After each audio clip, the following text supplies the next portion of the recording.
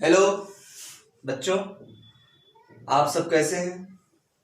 मैं हूं मनोज यादव और हरिओम क्लासेस के माध्यम से पुनः आपके समक्ष हाजिर हूं। आज हम लोग बात करेंगे वाष्प दाब के आगे की। वाष्प दाब टॉपिक चल रहा था, वेपर प्रेशर, और वाष्प दाब में मैंने पिछला क्लास जो आपको बताया था, पिछला लेक्चर जो आपको मैंने बताया था, उस पे मैंने कहा था कि अगर दो विलेय मतलब विलेन बनाया जाए, विलेय हो और विलायक हो, विलेय भी वाष्पशील हो और विलायक भी वाष्पशील हो, उनको हम लोग आपस में मिलाकर के विलेन बनाए तो उसका वाष्प दाब क्या होगा। आज जो मैं आपके साथ बात करने वाला हूं वो मैं बात करने वाला हूं किसकी, हेडिंग डालते हैं,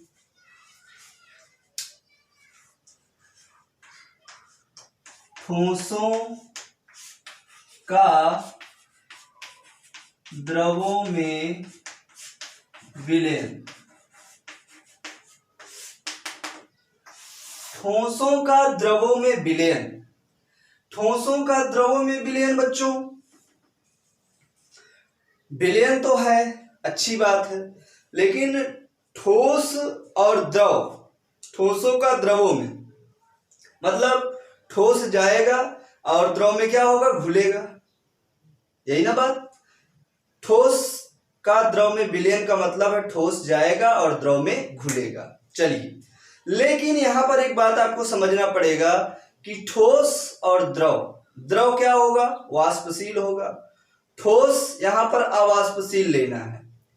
आप ये मत समझिए दोनों वाष्पशील है, द्रव वाष्पशील और ठोस अवाष्पशील, ये मतलब है, ठीक है ना। आप चाहे तो हेडिंग एक और डाल सकते हैं, हेडिंग क्या डाल सकते हैं, विलयनों का वाष्प दाब जिसमें वाष्पशील विलेय हो, अवाष्पशील विलेय हो, विलयनों का वाष्प दाब जिसमें अवाष्पशील विलेय हो। एक हेडिंग ये भी पढ़ सकती है आपकी, डाल सकते हैं आप लोग। मतलब ऐसे विलयनों का वाष्प दाब जिसमें विलेय क्या हो, अवाष्पशील हो। अवाष्पशील मतलब वो वाष्प उसकी ना बने, अर्थात ठोस। आइए देखते हैं। अगर हम बात करें बच्चों, अगर हम क्या करें, बात करें, पहले तो हम विलायक की बात करते हैं, विलायक की बात करते हैं। आपको एक बात मैंने बताया था, क्या बताया था, जैसे यहां पर ले ले, सॉल्यूशन, सॉल्यूशन मींस विलयन, दो या दो से अधिक पदार्थों के समांगी मिश्रण को विलयन कहते हैं। सॉल्यूशन में दो चीजें होती हैं, एक होती है सॉल्यूट विलेय और दूसरी होती है सॉल्वेंट विलायक। सॉल्यूट को हमने क्या माना हुआ है, बी, और सॉल्वेंट को क्या माना हुआ है, ए। सॉल्यूट यहां पर क्या है, अविलेय है, मतलब अविलेय है, नॉन वोलेटाइल है, अविलेय है। और विलायक सॉल्वेंट क्या है, विलेय है, विलेय नहीं, सोल्यूट अविलेय है, सॉल्वेंट ठीक है। और ये क्या है आपका, द्रव है, और ये क्या है, ठोस है। इतना आप लोग याद रखिए, ठीक है। ये अविलेय है, कौन, अविलेय नहीं कहेंगे, अवाष्पशील कहेंगे, सॉरी, आप इसको क्या बोलेंगे, अवाष्पशील बोलेंगे। यहां पर थोड़ा सा देखना है, सॉल्यूट विलेय ठोस है और ये विलायक द्रव है, द्रव है। ये सॉल्यूट क्या है, अवाष्पशील है, अवाष्पशील है, और ये क्या है आपका, वाष्पशील है, वाष्पशील, ये बात लिखनी है हमें, वाष्पशील, ठीक। विलयन, विलेय और विलायक, विलेय क्या है मानेंगे बी, विलायक क्या मानेंगे ए। विलेय क्या है, अवाष्पशील, नॉन वोलेटाइल, विलय और विलायक क्या है? वाष्पशील। वाष्पशील विलायक द्रव है, अवाष्पशील विलेय ठोस है। क्लियर है? बिल्कुल क्लियर है। अब हम क्या करेंगे, यहां पर थोड़ा सा डायग्राम बनाते हैं। जैसे हम एक पात्र ले लें, ये आपका पात्र ले लें, इसमें विलायक भर लें। विलायक क्या माने हैं? ए। तो क्या बोलेंगे हम लोग इस पे? ए ए ए ए, मतलब सब विलायक ही लेंगे, सब जगह ए है। ए ए ए ए ए ए सब जगह। अब इस विलायक, इस पात्र को हम क्या करें? बंद कर दें। इसको बोलेंगे बंद पात्र में विलायक ए। बंद पात्र में विलायक,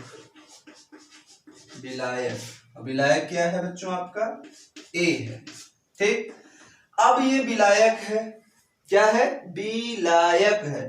तो ये क्या होगा बच्चों? वाष्पित होगा। मैं इसकी वाष्प बना दे रहा हूं।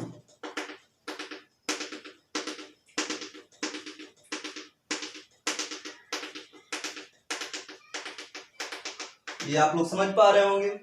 इसे क्या बोलेंगे? वाष्प। वाष्प। बात समझ आ रही है? अब वाष्प है और ये द्रव है। बंद पात्र में विलायक ए अर्थात शुद्ध द्रव, ये भी यहां लिख सकते हैं आप, अर्थात शुद्ध द्रव। शुद्ध द्रव, शुद्ध द्रव है। तो बच्चों ये वाष्पित हो रहा है, वाष्प है। वाष्प और द्रव के बीच कुछ न कुछ प्रेशर लगेगा, उसे हम बोलेंगे प्रेशर, दाब बोलेंगे। और उस दाब को क्या कहेंगे? वाष्प दाब। मैंने वाष्प दाब आपको पढ़ाया था। वाष्प और द्रव के बीच में कुछ न कुछ दाब लगेगा, उसे क्या बोलेंगे? वाष्प दाब। क्योंकि बच्चों ये शुद्ध है, ये क्या है? शुद्ध है, पेवर विलायक है यहाँ पर। तो शुद्ध के लिए क्या लगाते हैं? नॉट। पी नॉट माने शुद्ध विलायक का वाष्प दाब। और शुद्ध विलायक है क्या आपका? ए। तो क्या बोलेंगे? पी नॉट ए, अर्थात इसको हम पी नॉट ए भी तो बोल सकते हैं। पी नॉट ए का मतलब क्या? शुद्ध विलायक ए का वाष्प दाब। फिर से मैं लिख दे रहा हूं यहां, पी नॉट ए का मतलब शुद्ध विलायक ए का वाष्प दाब। ये हो गया आपका।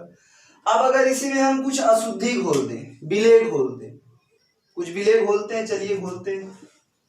जैसे हम बात करें, कंटेनर लिए, इस पे हमने ए और बी को घोल दिया, ए बी ए बी ए, फिर यहाँ मतलब सब आप लोग यहाँ घोल सकते हैं, ए बी करके, बी ए बी ए, ये सारी चीजें आप लोग यहाँ घोल सकते हैं।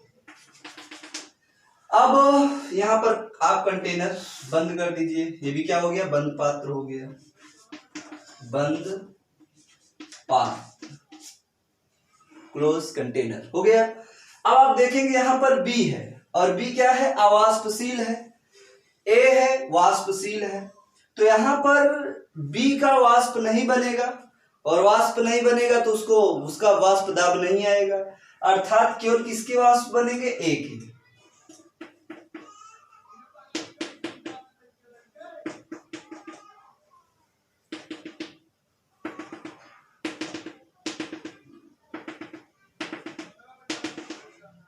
ये देखिए बन रहे हैं, केवल किसके वाष्प बन रहे हैं? ए के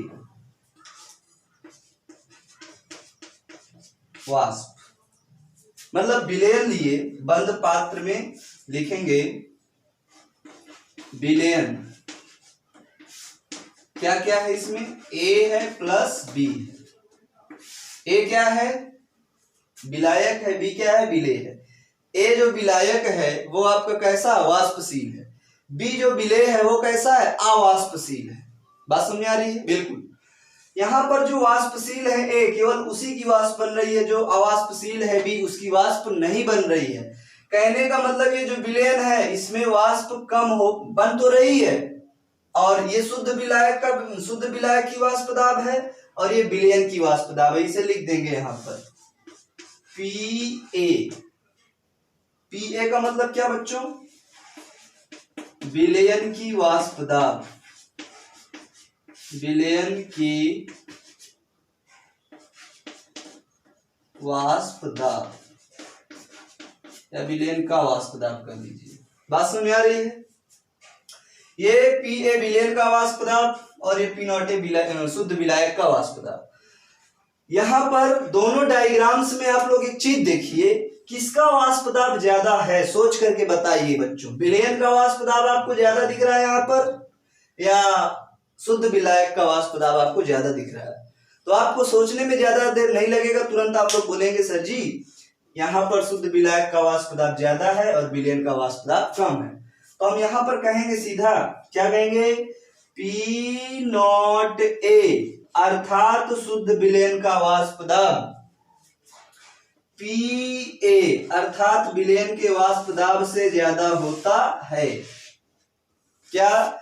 शुद्ध विलायक का वाष्प दाब विलयन के वाष्प दाब से ज्यादा होता है। यहां पर मैंने लिखा भी है, PA माने विलयन का वाष्प दाब, P0A माने शुद्ध विलायक का वाष्प दाब।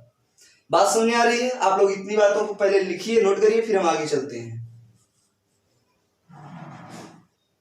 हाँ बच्चों, यहां पर एक नोट लिखना है, यहां पर लिख लीजिए आप लोग, अवाष्पशील विलेय घोलने पर विलयन का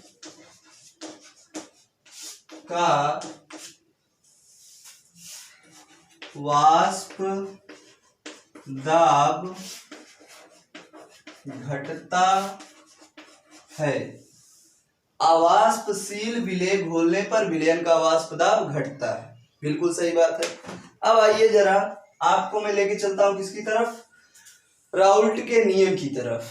इस पे भी राउल्ट का नियम लगेगा, वहां पर भी लगा था, यहाँ पर भी लगेगा। जब हमने दोनों विलेय और विलायक दोनों वाष्पशील लिया था तब भी राउल्ट का नियम लगा था, आज भी राउल्ट का लगेगा। जब विलेय अवाष्पशील, विलेय वाष्पशील, विलेय अवाष्पशील है और विलायक वाष्पशील है। तो आइए देखते हैं बात क्या है बच्चों। फिर से थोड़ा सा डायग्राम मिट गया है, मैं बना देता हूं आपके लिए। ये हमारा कंटेनर है, इस पे हमने क्या लिया है? A B A B A B। यहाँ पर हर जगह A B है, आप लोगों को समझ दिक्कत की कोई बात नहीं है, सब जगह आप लोग A B समझ लेना। और ये कंटेनर आपका क्या है? बंद है। बच्चों आप जानते हैं कि A क्या है? विलायक है। यहां मैं लिख दे रहा हूं, A क्या है? विलायक है। बार बार मैं बोल रहा हूं, आप लोग समझिएगा। और V क्या है? विलेय है। विलेय, विलेय कैसा है? अवाष्पशील है, अवाष्पशील है। और विलायक कैसा है? वाष्पशील है। तो जो वाष्पशील है उसी की ना वाष्प बनेगी? जी हाँ। तो यहां पर वाष्प केवल किसकी बनेगी? A की बनेगी, क्योंकि A क्या है? वाष्पशील है। ये देखिए B की वाष्प नहीं बनेगी। लेकिन इस वाष्प में जो बनी, यहां पर जो दाब होगा, समझना ध्यान से, भले B की वाष्प नहीं बनी लेकिन जो वाष्प दाब यहां पर उत्पन्न होगा, A के वाष्प बनने के कारण, उस वाष्प दाब को ये नहीं कहेंगे कि विलायक A का वाष्प दाब, उसे कहेंगे विलयन का वाष्प दाब। किसका वाष्प दाब कहेंगे? विलयन का वाष्प दाब। अर्थात इसे क्या बोलेंगे? यहां पर जो दाब उत्पन्न होगा, ये तो वाष्प है, आपकी वाष्प है, किसकी? A की। और यहां पर जो वाष्प दाब उत्पन्न होगा, यहां पर पहले लिख लें A की वाष्प, A की वाष्प। अब यहां पर जो वाष्प दाब उत्पन्न होगा, क्या उत्पन्न होगा? वाष्प दाब। इसे बोलेंगे PA। पी ए, या तो इस चीज को आप लोग ना लिखिए, कंफ्यूजन अगर क्रिएट हो रहा हो तो इसे आप सीधे क्या लिखिए, पी ए। पी ए क्या मतलब क्या, विलयन का वाष्प दाब, सीधा लिखिए विलयन का वाष्प दाब, विलयन का वाष्प दाब। समझ में आ रही बात एकदम। भले यहाँ विलेय अवाष्पशील है और विलायक वाष्पशील है, विलायक की वाष्प बन रही है, विलेय की नहीं बन रही, लेकिन यहाँ पर चूंकि घुला तो विलेय भी है ना, तो जब वाष्प दाब कलेक्ट करेंगे तो बोलेंगे विलयन का वाष्प दाब, न कि शुद्ध विलायक का वाष्प दाब। शुद्ध विलायक का वाष्प दाब मैंने कब बताया था, पी नॉट कब लगाया था, जब यहाँ बी नहीं था। पिछला आप डायग्राम देख सकते हैं, अभी मैंने बनाया था। जी हाँ। अब अगर यहाँ पर हम राउल्ट का नियम लगाएं, राउल्ट का नियम, तो बच्चों राउल्ट का नियम लगाएंगे तो क्या हो जाएगा, पी ए। पी ए का मतलब क्या, विलयन का वाष्प दाब डायरेक्टली प्रोपोर्शनल किसके, यक्स ए के, यक्स ए की। जी हाँ, बात समझ में आ रही है। किसी विलयन का वाष्प दाब उसके मोल अंश के समानुपाती होता है। ठीक, यही तो क्या है, राउल्ट का नियम, राउल्ट्स लॉ, यही तो है राउल्ट का नियम। जी हाँ। क्या आप यहां पर P B directly proportional X B कर सकते हैं, आंसर होगा नहीं कर सकते, क्योंकि यहां पर पी बी मतलब विलेय का वाष्प दाब, और विलेय का वाष्प दाब तो है ही नहीं, क्योंकि विलेय वाष्पित ही नहीं हुआ, इसीलिए ये वाला क्या होगा, नहीं होगा। केवल कौन सा होगा, ये वाला होगा, क्योंकि यहाँ पर विलयन का वाष्प दाब है, और विलयन का वाष्प दाब आया किसकी वजह से, विलायक की वजह से। क्यों, क्योंकि विलायक क्या था, वाष्पशील था। तो इसको हम क्या करेंगे, मिटा देंगे, थोड़ा सा इसको नहीं करेंगे, अवाष्पशील है। अच्छा, इसको हटाएंगे तो हमको पता है कांस्टेंट आता है P A is equal to P not A into X A. बोली बात सही है, एकदम सही बात है, यही आएगा ना। ये क्या है यहाँ पर, पी ए, इसको तो कई बार लिख चुका हूं, ये लिखा है, इसको नहीं लिखूंगा। पी नॉट ए क्या है, पी नॉट ए क्या है बच्चों, शुद्ध विलायक का वाष्प दाब, इसका शुद्ध विलायक का वाष्प दाब। और ये भी आप देख चुके हैं पीछे कहीं, यक्स ए काफी समय से नहीं लिखा गया, यक्स ए क्या बोलेंगे, ए क्या है, विलायक, या कहेंगे ए का मोल अंश, मोल अंश। यहां पर बच्चों एक परिभाषा आती है, आप लोग लिख लीजिए, किसी विलयन के प्रत्येक वाष्पशील अवयव का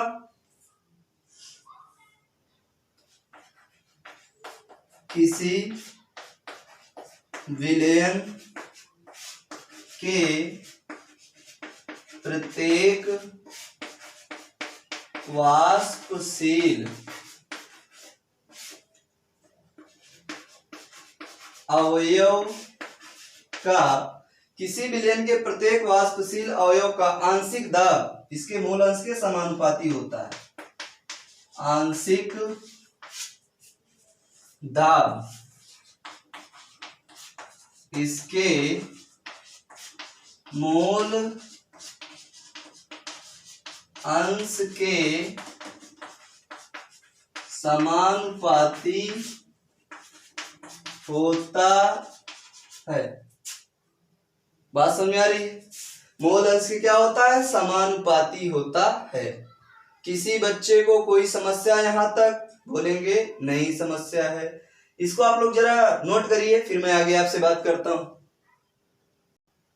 आइए बच्चों, हमने आपको क्या कहा, हमने क्या कहा, हम ध्यान से देखिए, थोड़ा सा क्वेश्चन आ रहा है यहाँ पर, सूत्र निकलेगा, P A directly proportional X A, P A is equal to P not A into X ए।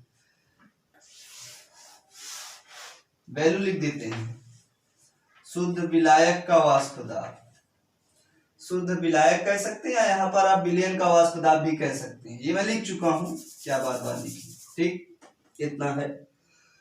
अब एक चीज आप जानिए, यक्स ए क्या है, ए के मूल अंश और चूंकि हम जानते हैं यक्स ए के मोल अंश कैसे निकलते हैं, आप सभी को पता होगा। X A is equal to क्या होगा, X A is equal to N A upon N A plus N B, ये हो जाएगा। अगर यहाँ पर यक्स बी निकालना हो तो फिर यहाँ पर एन बी आ जाएगा, एक अवयव के मोल बटे टोटल अवयव के मोल, हो जाएगा, बिल्कुल हो जाएगा। अब आप लोग एक चीज ये भी जानते हैं, मोल फ्रैक्शन में X A plus X B is equal to 1। अगर हम यहां से यक्स ए निकाल लें तो क्या हो जाएगा, यक्स ए बराबर 1 माइनस यक्स बी हो जाएगा। इस वैल्यू को उठा करके यहां पुट कर दें, इस वैल्यू को उठाएं और यहां पुट कर दें तो क्या हो जाएगा, P A is equal to P not A और ब्रैकेट लग जाएगा, यक्स ए की वैल्यू कितनी है 1 माइनस यक्स बी, तो क्या हो जाएगा 1 माइनस यक्स बी, हो जाएगा, बिल्कुल हो जाएगा। अब हम क्या कर सकते हैं, यहां पर P A is equal to P not A का मल्टीप्लाई होगा तो P not A minus P not A और इंटू एक्स बी, बोलिए आ जाएगा इतना, जी हाँ, चेंज कर लीजिए तो आ जाएगा, होगा क्या, यहां पर देख लीजिए, यहां तक दिख रहा है सबको, जी बिल्कुल। अब हम क्या कह सकते हैं, P not A X B is equal to क्या होगा बच्चों, इधर चला आएगा ना, तो क्या हो जाएगा P not A minus P A, P not A minus P ए। बोलिए इतनी बात सही है कि नहीं सही है, एकदम सही बात है, P not A minus P ए। भाई इसको मैं बाहर किया तो ये कहां गया, उधर चला गया, अल्टी पल्टी पक्षांतर। अच्छा, इसको हम लोग इतने को ध्यान दीजिए, बहुत इंपॉर्टेंट बातें पहुंच चुके हैं, इतने को वाष्प दाब का अवनमन कहेंगे। क्या कहेंगे, वाष्प दाब का अवनमन, वाष्प दाब का अवनमन, वाष्प दाब का अवनमन। और अगर हम इसको पी नॉट ए को इधर ले आए तो X B is equal to P not A minus P A divided by P not A, इधर आ जाएगा पी नॉट ए। हाँ, इसे क्या कहेंगे पूरे को, वाष्प दाब का आपेक्षिक अवनमन, वाष्प दाब का आपेक्षिक अवनमन,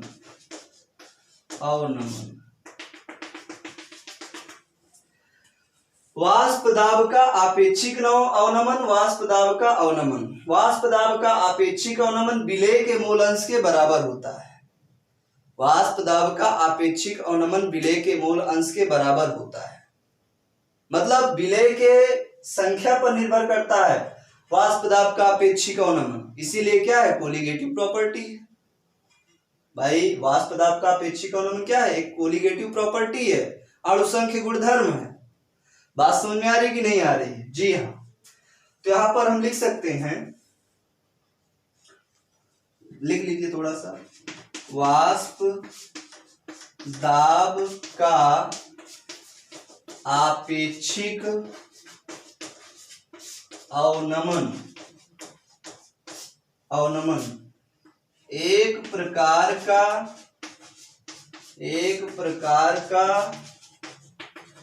अणुसंख्य गुणधर्म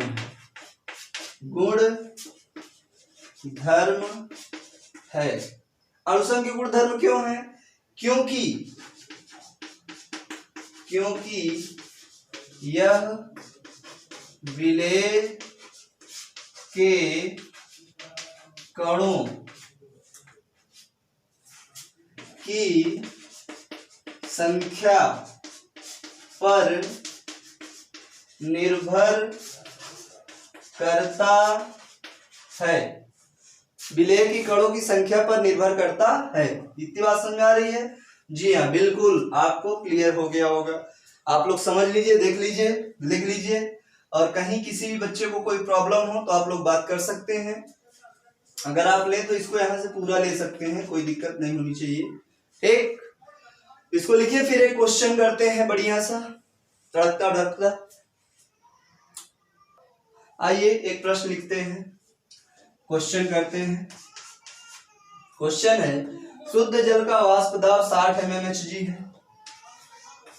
शुद्ध जल का वाष्प दाब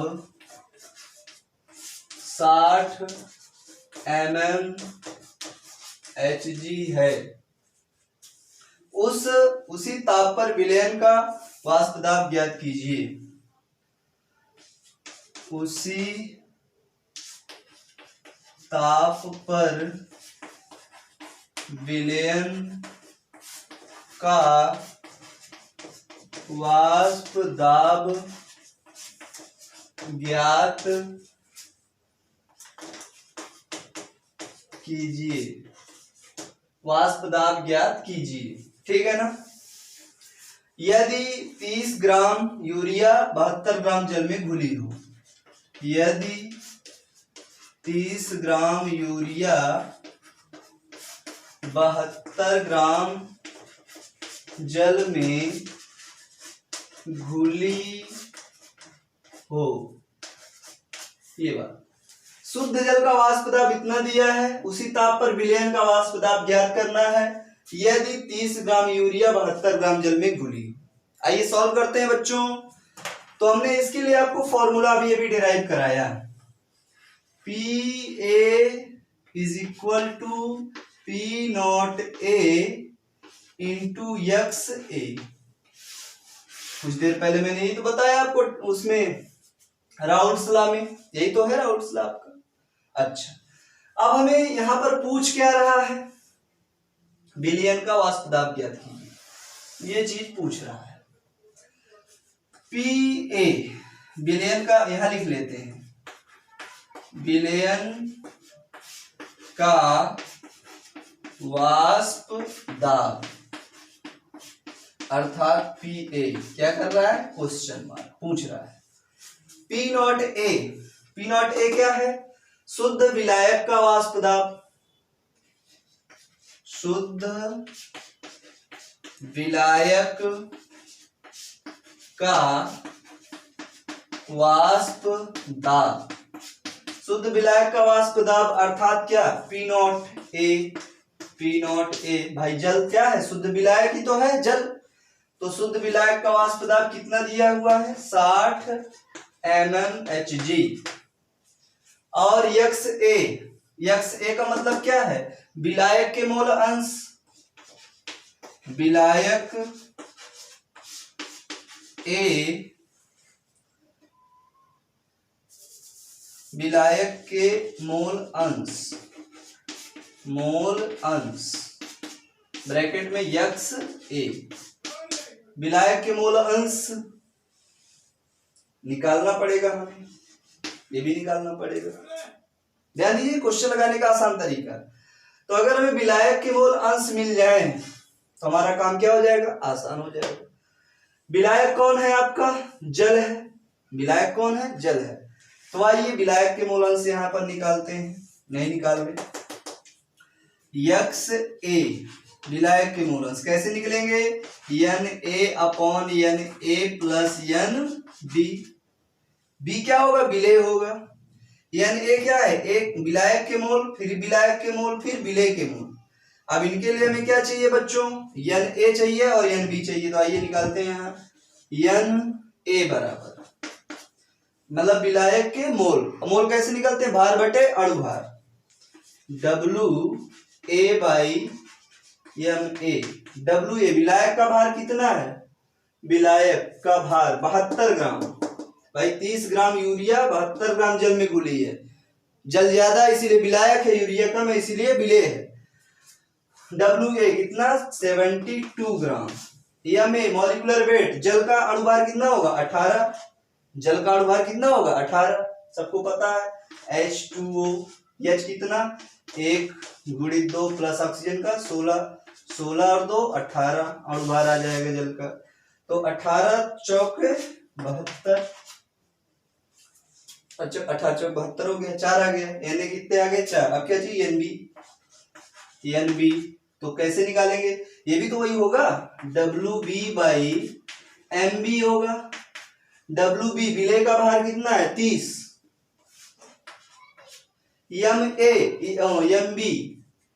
MB विलय का अणुभार, विलय क्या है यूरिया, और यूरिया का फॉर्मूला क्या होता है बच्चों, यूरिया का फॉर्मूला NH2CO NH2।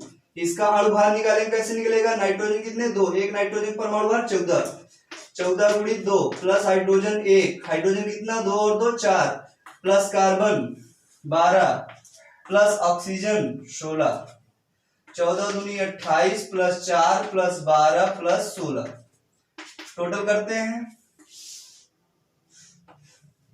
तो टोटल करने पर क्या हो सकता है आपका, देखिए 6 2 8, 6 2 8, 8 4 12, 12 8 20 की 0 हासिल लगा 2, 2 1 3 और 1 4 और 2 हासिल 6।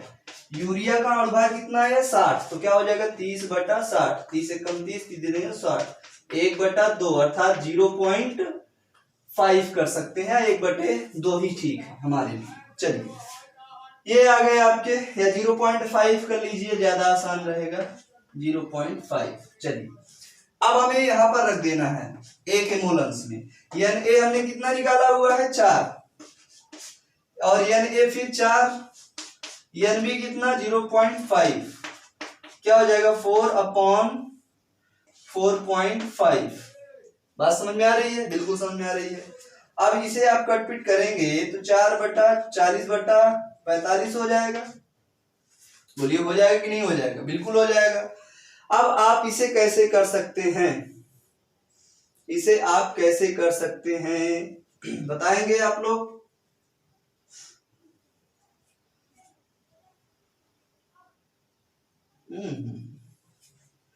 4.5। चलिए अगर इसको सॉल्व करना है तो 5 8 40 और 5 9 45, ये हो जाएगा, बिल्कुल हो जाएगा। हाँ तो बच्चों आप चाहें तो यहाँ पर इसको इकट्ठा काट दिया जाएगा, इसको रहने दें। आपका XA मोल फ्रैक्शन ऑफ ए कितना आ गया 4/4.5, तो आप इस वैल्यू में पूरा रख लीजिए। कहाँ रखें, आइए कुछ डिलीट कर लेते हैं, कुछ मिटा लेते हैं, इनको आप लोग लिख ही लिए होंगे, तो मैं यहाँ थोड़ा सा आपको मिटा देता हूँ।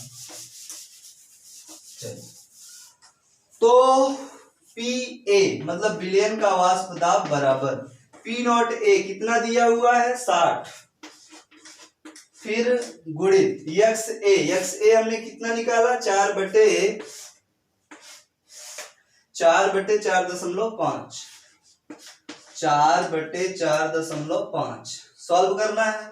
कैसे करेंगे बताइए, कैसे करेंगे, ऊपर ले जाएंगे, इसको हटाएंगे दशमलव तो यहाँ 0 बढ़ जाएगा, बिल्कुल बढ़ जाएगा। तो जब 0 बढ़ जाएगा तो क्या हो जाएगा, 3 से काटेंगे, 3 दूना 6 20 आ जाएगा, 3 कम 3 3 5 15 हो गया। अब क्या करेंगे बच्चों, अब क्या करेंगे 5 3 15, 5 8 40, ठीक है। अब क्या हो जाएगा 8 दूना 16, 160 हो जाएगा, 8 दूनी 16 0 आ जाएगा, 3 यहाँ पर है, कट कर देंगे इसको भी, 3 1 कम 3, 3 5 15, 3 5 15, एक बचा भाई, एक बचेगा तो उधर जाएगा तो 10 हो जाएगा, 3 त्रिकाई 9, फिर एक बचेगा दशमलव लगाएंगे, फिर ये 3 3 चला जाएगा, mmHg 53.33 mmHg इसका आंसर आ जाएगा। कॉन्सेप्ट नंबर पहला। एक तरीके से और हम इस सवाल को लगा सकते हैं, तरीका नंबर दूसरा देखिए जरा ध्यान से, इसको मिटा देते, लिख लीजिए पहले, फिर तरीका नंबर दूसरा बताता हूं मैं। हाँ तरीका नंबर दूसरा क्या था बच्चों, आइए देखते हैं तरीका नंबर दूसरा। तरीका नंबर दूसरा था X B is equal to P not A minus P A upon P not A. इससे भी हम निकाल सकते हैं। एक्स बी क्या है, विलेय के मोलंश, पी नॉट ए क्या है, शुद्ध विलायक का वाष्प दाब, पी ए क्या है, विलयन का वाष्प दाब, पी नॉट ए क्या है, शुद्ध विलायक का वाष्प दाब। आइए एक्स बी हमने अब ये भी निकाला था, एक्स बी या नहीं निकाला था, चलिए फिलहाल हमें निकालना क्या है, यहाँ पर इस पी ए को चाहिए, हमें यही चाहिए, हमें यही निकालना है। तो आइए हमें दो तीन चीजें मिल जाए, पी नॉट ए तो हमारे सामने रखा हुआ है, कहाँ गया, शुद्ध जल का वाष्प दाब 60, पी नॉट ए है, हमें सिर्फ क्या चाहिए, एक्स बी। तो हम यहाँ लिख देंगे पी नॉट ए कितना दिया है, 60 mmHg। अब हमें क्या चाहिए बच्चों, सिर्फ हमें चाहिए एक्स बी विलेय के मोल अंश, विलेय के मोल अंश निकालना होगा तो क्या होगा, N B upon N A plus N B. N B कितना हुआ है 0.5 अपॉन एन ए कितना है 4 प्लस एन बी कितना है 0.5, तो क्या हो जाएगा 5, या कह सकते हैं आप 0.5 अपॉन 4.5, पॉइंट कट जाएगा तो क्या बचेगा 5/45, 5 एक कम 5, 5 9 45, अर्थात क्या आ जाएगा 1/9। एक्स बी बराबर कितना आ जाएगा 1/9। अब वही एक्स बी यहाँ पर उठा करके रख देंगे, तो एक्स बी कितना 1/9, बिल्कुल सही है। पी नॉट ए कितना है 60 माइनस पी ए अपॉन फिर पी नॉट ए है कितना 60। सॉल्व करना है इसको। अब कैसे करेंगे बच्चों सॉल्व, तो पहले 60 को इधर ले आओ, 60/9, 3 त्रिकाई 9, 3 दुनिया 6, 20 आ गया, अब कटेगा नहीं, बराबर क्या रह गया 60 माइनस पी ए, ठीक है ना, बिल्कुल ठीक है। अब क्या करेंगे, इसका मल्टीप्लाई इधर कर देंगे, इसका गुणा 3 का यहां भी होगा यहां भी होगा, तो क्या हो जाएगा 20 बराबर क्या होगा 3 छक 18, 180 माइनस 3pa, किसी कोई दिक्कत नहीं, 3pa को बाहर निकाल लो, 3pa को बाहर निकाल लो तो क्या हो जाएगा बच्चों 180 माइनस 20, बोलिए हो जाएगा, बिल्कुल हो जाएगा। तो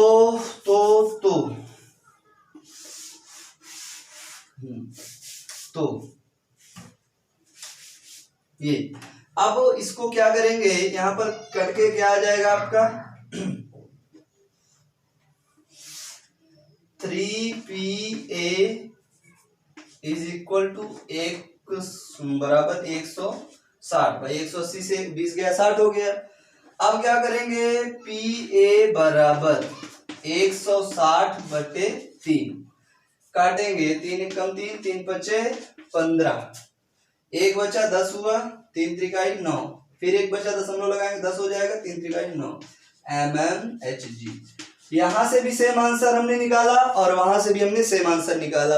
इस प्रकार से बच्चों आप दोनों प्रकार से क्वेश्चनों को सॉल्व कर सकते हैं। तो हमने यहां पर पढ़ा वाष्प दाब। अब हम लोग पढ़ेंगे आदर्श और अनादर्श विलयन, और वो मैं आपको पढ़ाऊंगा अगले लेक्चर में, अगले वीडियो में। मैं हूं मनोज यादव और आपको पढ़ा रहा हूं केमिस्ट्री। चैनल को लाइक सब्सक्राइब जरूर करिए, बने रहिए हरिओम क्लासेस नामक चैनल में। फिर मिलेंगे अगले वीडियो में, तब तक के लिए हरिओम।